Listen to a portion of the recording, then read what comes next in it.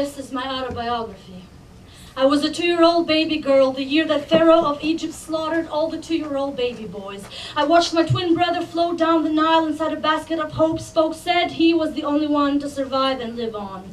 Yet I survived and lived on to become a 25-year-old woman the year that Milosevic slaughtered all the men in my village in Kosovo. My brother, not so lucky then.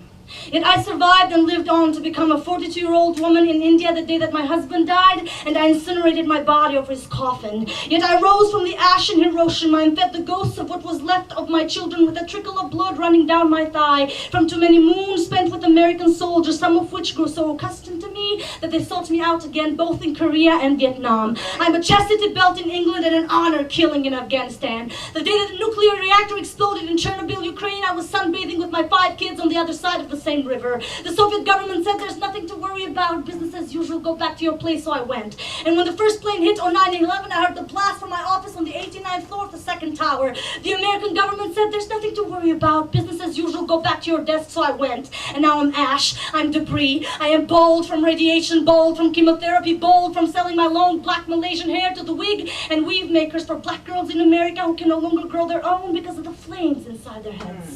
In 1963, I was a little black girl in a church on 16th Street in Birmingham, Alabama, singing, Jesus loves me, this I know. In 1998, I was a scared teenager at an abortion clinic on 17th Street in Birmingham, Alabama, singing, Jesus still loves me, this I know. In 2001, I was a poor international student eating my only meal of the day, free lunch at the Baptist Student Union on 18th Street in Birmingham, Alabama, where I sang, Jesusim daun edi, as I recalled me getting killed twice by bombs of hatred 2 streets apart and 35 years removed. Yet I survived and sing on. I now live in a village in Romania, and I'm thankful for this job that I have that helps me feed my kids. Sewing Nike shoes for $2 a day. My husband and my sons have gone missing now. Their bodies were in a raft from Miami to Florida. Their bodies were in a raft from Haiti to Florida. Their bodies were in a fisherman's tank from China to New Jersey. Their bodies were swimming across the Rio Grande. Their bodies gone missing until their bodies were washed out throughout Southeast Asia when the tsunami hit in 2004, until their bodies were washed out in the streets of New Orleans when the levee broke in 2005,